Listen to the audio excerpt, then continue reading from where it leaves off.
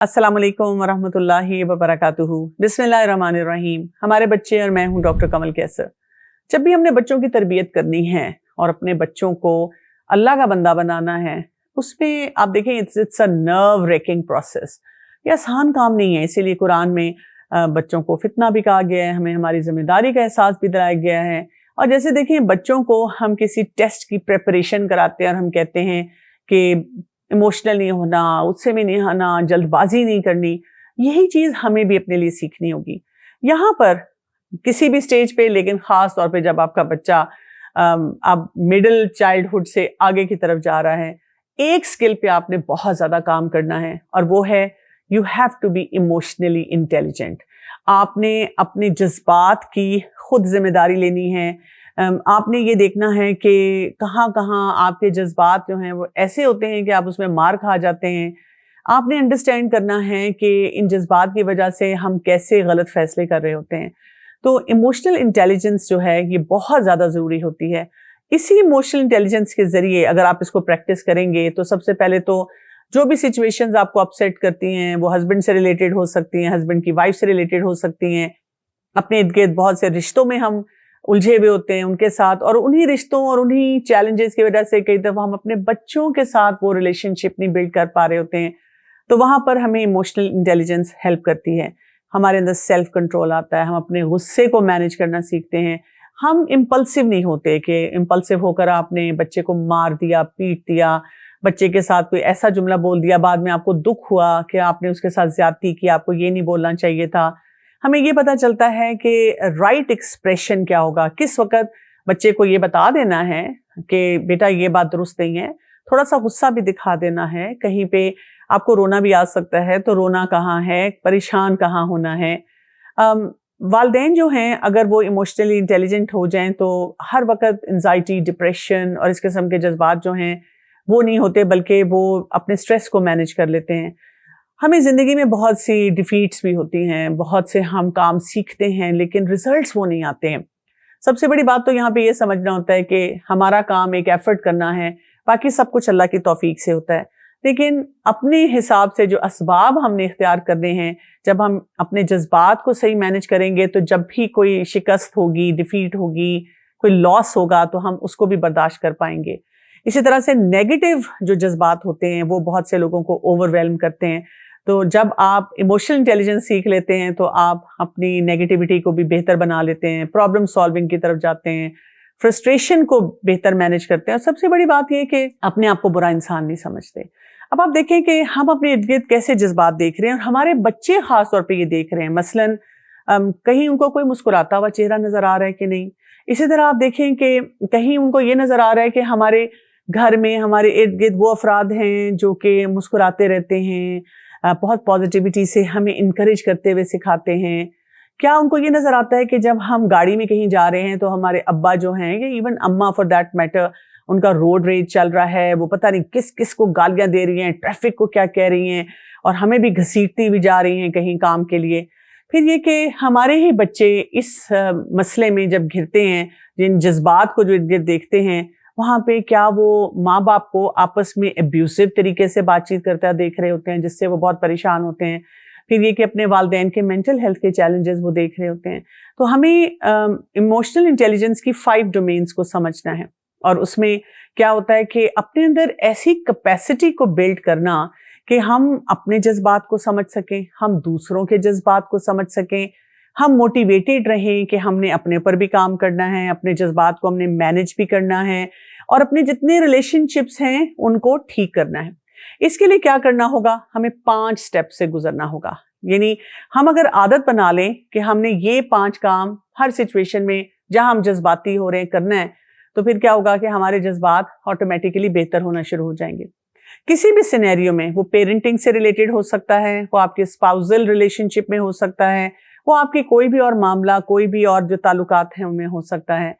अगर आपको लगा कि आप जज्बाती हो रहे हैं तो सबसे पहला काम क्या है, वहां पे पॉज का बटन दबाकर अपने जज्बात को समझना है। आपको इस वक्त ऑनलाइन जाएं तो इमोशंस के कार्ड मिल जाते हैं जिसमें बताया जाता है कि क्या स्पेक्ट्रम है इमोशंस के।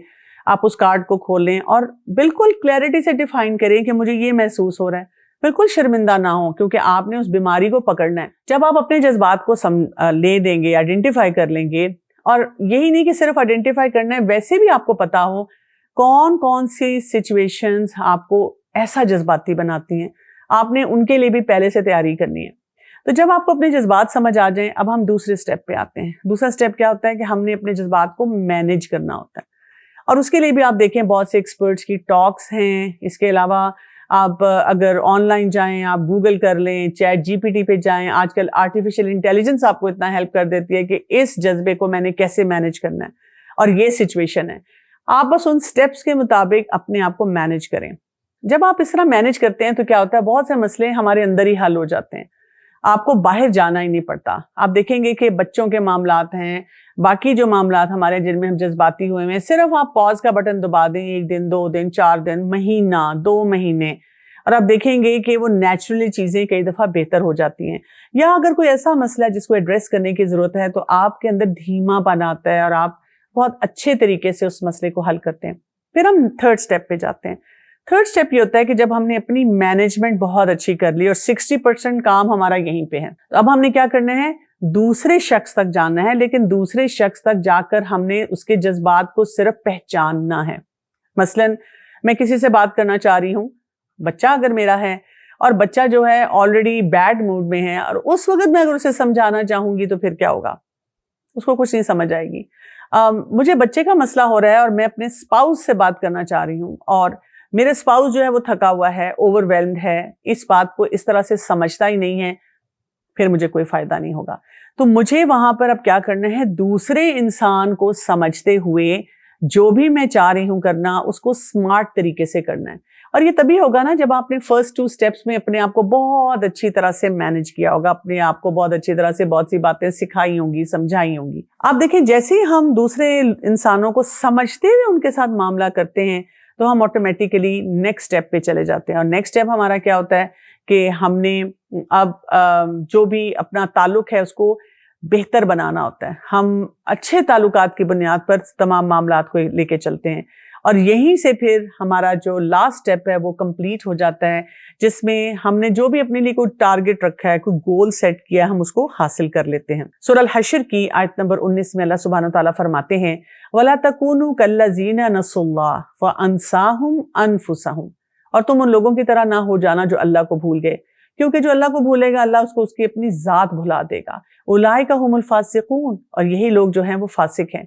बहुत डीप बात की गई है, जिसको मैं इमोशनल इंटेलिजेंस के साथ कनेक्ट करूंगी, कि जब हम अल्लाह को भूल जाते हैं ना, अपना ताल्लुक अल्लाह ताला के साथ नहीं रखते, हम अल्लाह ताला ने जो हमें हमारी वो पैरामीटर, कोई तरीका बताया है कि अपनी जिंदगी को कैसे गुजारना है, अपने जज्बात को कहाँ पे रखना है, हम वो काम नहीं करते ना, तो हम बिखर जाते हैं, और हमारे जज्बात भी उतने ज्यादा बिखरते हैं, और हमसे फिर कोई मामला सही तरह से हैंडल नहीं किया जाता। एक सेइंग मेरे सामने है, और बहुत ही मजे की सेइंग है, गुस्से के बारे में है, कि आप किसी के साथ भी गुस्सा कर सकते हैं, कोई इतना मुश्किल काम नहीं है, लेकिन सही इंसान के ऊपर गुस्सा करना, सही अमाउंट का गुस्सा करना, सही वक्त पे करना, सही मकसद के लिए करना, सही तरीके से करना, ये जो है आसान काम नहीं रहता। तो कोई भी जज्बा हमारा जब होता है ना, तो उसमें ये सब फैक्टर्स आते हैं कि ठीक है, मैं जज्बाती हो रही हूँ, मुझे कोई बात कन्वे करनी है, तो हमने ये अपनी चेकलिस्ट पास रखनी है कि ये तो नहीं है कि गुस्सा मुझे किसी और पे आए, उतार मैं किसी और पे रही हूँ। और बच्चों के साथ तो खास तौर पे यही मामला होता है, गुस्सा हमें अपने हस्बैंड पे, हस्बैंड को वाइफ पे, ससुराल, मेका, ऑफिस, और हम बच्चों पे उतार रहे होते हैं। इसी तरह कितना गुस्सा आना चाहिए। कई दफा गुस्से की शिद्दत उस मसले से बड़ी हो जाती है और हम बच्चों को मार पीट भी देते हैं। इसी तरह वक्त भी सही होना चाहिए। बच्चा खाना खाने लगा और हमने उसको डांटना शुरू कर दिया पढ़ाई पे, अब वो खाना छोड़ देगा। फिर ये कि सही मकसद के लिए होना चाहिए, हमने उनको अल्लाह का बंदा बनाना है। हम उनको बार बार अगर यही कह रहे हैं कि देखो लोग क्या कहेंगे, मुझे कितनी शर्मिंदगी फलां जगह हुई, बच्चा कंफ्यूज से कंफ्यूज होता चला जा रहा है कि मुझे कहा कुछ जा रहा है, किया कुछ जा रहा है। और इसी तरह तरीकाकार भी बहुत दुरुस्त होना चाहिए। इमोशनल इंटेलिजेंस में एक और जो चैलेंज है उसको हम अंडरस्टैंड करें कि हमें जिसे कहते हैं करंट टाइम में, हाल में रहना नहीं आता। हम अक्सर इधर रहते हुए, करंट टाइम में रहते हुए, या तो माजी में हैं या हम फ्यूचर में हैं। जब हम माजी में जाएंगे तो हमें अपनी गलतियां, बच्चों की गलतियां اور اپنے دکھ نظر آئیں گے، اور جب ہم ان کو سمیٹنے کی کوشش کریں گے تو اس پریزنٹ مومنٹ میں جو بھی سچویشن ہے وہ ہم سے مس ہینڈل ہو جائے گی۔ اسی طرح سے جب ہم فیوچر میں چلے جاتے ہیں تو پھر ہمیں فیئرز آتے ہیں، ہائی میرا بچہ آج میری بات نہیں سن رہا، آگے کیا ہوگا؟ اچھا ابھی تو میں اس کو بچا لیتی ہوں یا اس کا خیال کر لیتی ہوں، پھر کیا ہوگا؟ اور انہی باتوں کی وجہ سے پھر کیا ہے، ہم پریشان رہنا شروع ہو جاتے ہیں۔ تو ہم نے اپنے آپ کو بتانا ہے پاسٹ لرننگ ایکسپیرینس ہے، وہ گزر چکا ہے، اس سے میں سیکھ کر آج کے ٹائم میں صحیح فیصلے کر لوں اور اس پہ توبہ استغفار بھی کر لوں۔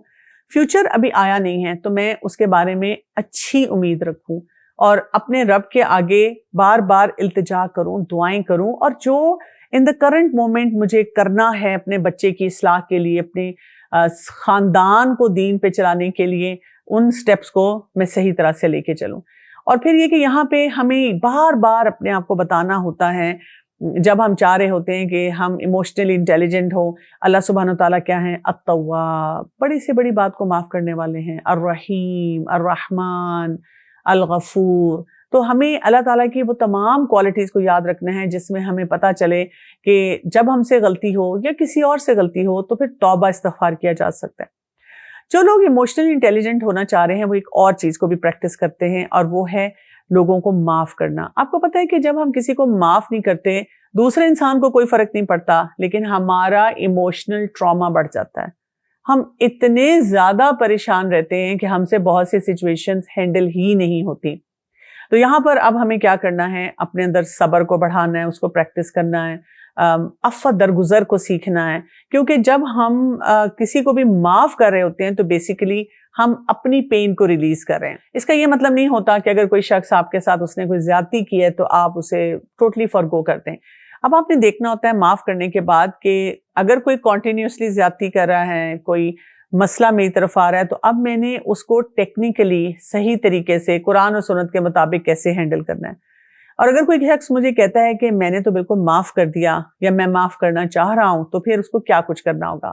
پہلے سٹیپ میں تو آپ لکھ سکتے ہیں کہیں پہ بھی کہ کون سا شخص ہے جس کو آپ سے معاف نہیں کیا جا رہا، اس نے کیا کچھ آپ کے ساتھ کیا۔ پھر آپ اپنی فیلنگز کے بارے میں لکھ سکتے ہیں کہ مجھے کیا کیا محسوس ہوتا ہے۔ پھر آپ اپنے آپ کو بتاتے ہیں کہ مجھے اگر اپنے آپ کو ایک بڑا انسان بنانا ہے، ایک بڑی جگہ پہ جانا ہے، اللہ کی خاطر بہت سے معاملات کرنے ہیں، اور اس کو اللہ کا بیسٹ پلان اپنے لیے سمجھنا ہے کہ اللہ تعالیٰ نے اس شخص کو میری زندگی میں رکھا، یہ حالات کریٹ کیے تاکہ میرے اندر صبر زیادہ آئے، میں شکر گزار ہوں، میں بہت سے اسکل سیکھوں، میں ایموشنل انٹیلیجنٹ زیادہ ہوں۔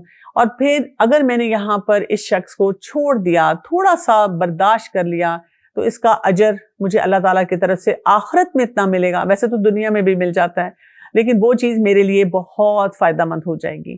تو پھر ہم کیا کرتے ہیں کہ ہم اپنے اوپر زیادہ فوکس کرتے ہیں اور اس شخص کے اوپر فوکس کرنا کم کر دیتے ہیں، اور اس سے بھی کیا ہوتا ہے کہ ہماری شخصیت میں ٹھہراؤ آنا شروع ہو جاتا ہے۔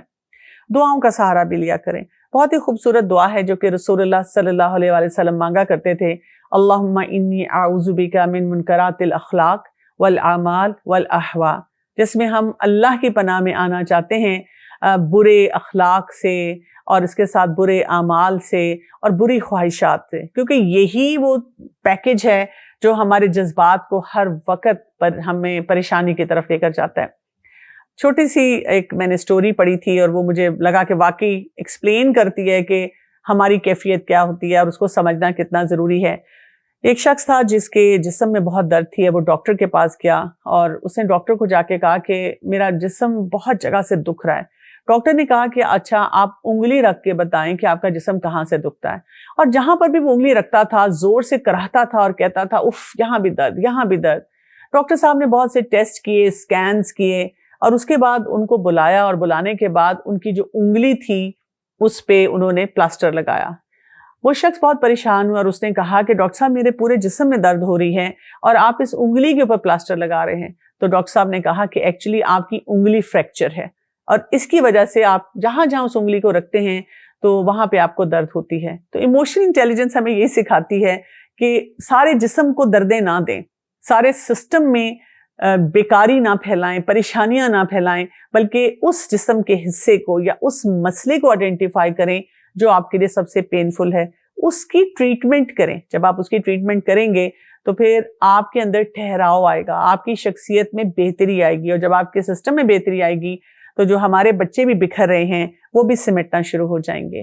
اجازت چاہتی ہوں۔ السلام علیکم ورحمۃ اللہ وبرکاتہ۔